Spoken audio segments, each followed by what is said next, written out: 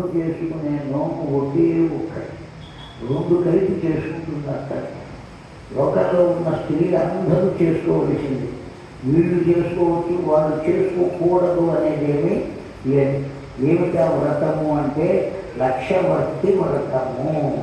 దాంతో కలిపి చేసుకునేది చిత్రగుప్త వ్రతం.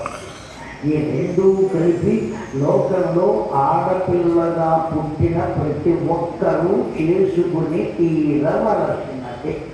అందులో ఏమాత్రం ధనం కలిగిన వాళ్ళు మాత్రమే కాదు, లేని వాళ్ళు కూడా ఉన్నంతలో చేసుకోవాలి. ఒకవేళ లేకపోతే ఇప్పుడు వెంకటేశ్వర స్వామి దగ్గరికి వెళ్తామని మొక్కుకున్నారండి. వెళ్ళడానికి వాడు వెళ్ళినప్పుడు ఏం చేస్తున్నారు? జోగి అని ఒకటి ఏర్పాటు చేశారు.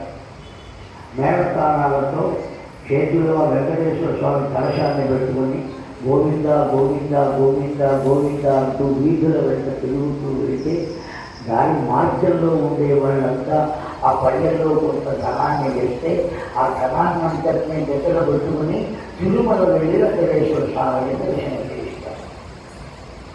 అర్థమైనది ఒక రకంగా విచ్చనచ్చడం. దేనికోసం విచ్చవచ్చుకున్నాం? మనం ఏదో ఒక వెతుకు తీర్థం కోసం కాదు, భగవద్ దర్శనం కోసం.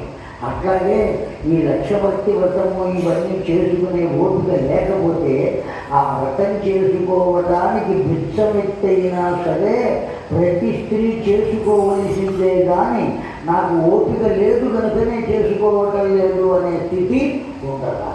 రెండవది, ఆ వ్రతం చేయించవయ్యా అని ఏ అయ్యగారినైనా అడిగితే చేయించడానికి ఎంత అవుతుంది అని ఒకవేళ మనం అడిగితే 1 లక్ష అవుతుంది, 2 లక్షలు అవుతుంది, 10 లక్షలు అవుతుంది అని చెప్పేటువంటి బ్రాహ్మణుడు రౌలవాది నరకములను పొందును అని చెప్తాడు. అమ్మాయి నువ్వు చేసుకుందాం అనుకుంటున్నావు, నా దగ్గర మంత్రం ఉన్నది, వస్తువులు నేను రాసిస్తా, ఆ వస్తువులన్నీ తెచ్చుకో, నేను వ్రతం చేయిస్తా, నీకు ఎంత ఓపిక ఉండే, అసలు ఓపిక లేదా నమస్కారం చేయి అని ఎవరు చెప్పగలుగుతారో అతడు ఏ కష్టము లేకుండానే సాక్షాత్తు గోలోకమునకు చేరుతున్నాడు.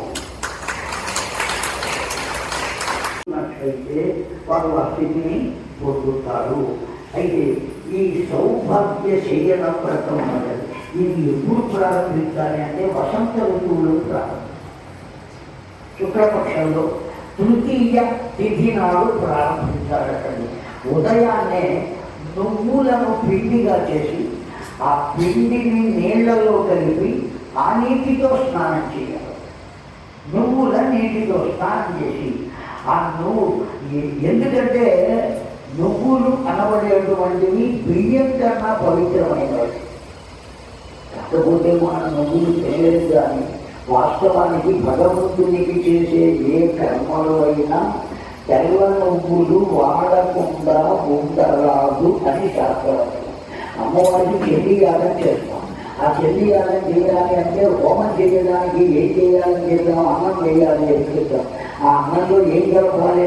తెల్ల నువ్వులు కలపాలి, పాలు కలపాలి, కలిపితే బెల్లం కలపాలి, అంతేగాని పంచదార మాత్రం కలపాలి. కారణం ఏమంటే అసలు పంచదార నివేదనకే పనికిరాదు. వాడు రోజు కొబ్బరికాయ కొడితే ఏం చేస్తున్నావు? 2 చిప్పలు అక్కడ పెట్టి కాస్త చక్కెర దాంట్లో వేసి దాన్ని పంచదార. కారణం ఏమంటే పంచదార తయారు చేయడానికి ఎముకల పొడి. దాంట్లో ఏం కలపాలి? ఎముకల పొడి. ఆ ఎముకలు ఎప్పుడు దొరుకుతాయి? ఆ జీవుడు చచ్చిపోయిన తర్వాత బ్రతికొండంగానా. కనుక శవాల ఎముకలు తీసుకుని వచ్చి, పశువుల యొక్క ఎముకలు అవి తీసుకొచ్చి వాటిని పొడిగా చేసి దాన్ని కలిపితే కానీ పంచదార తయారు అంటే గుడం అన్నా. అందుకనే పూర్వకాలంలో కూడా గుడపిష్టం, గుడోదకం, గుడం అన్ని బెల్లంతో కలిపినవి. గుడపిష్టం అంటే చనివి, గుడోదకం పానకం, గూడం బెల్లం, ఇవి మాత్రమే భగవంతుని నివేదనకు పనికి వచ్చాయి.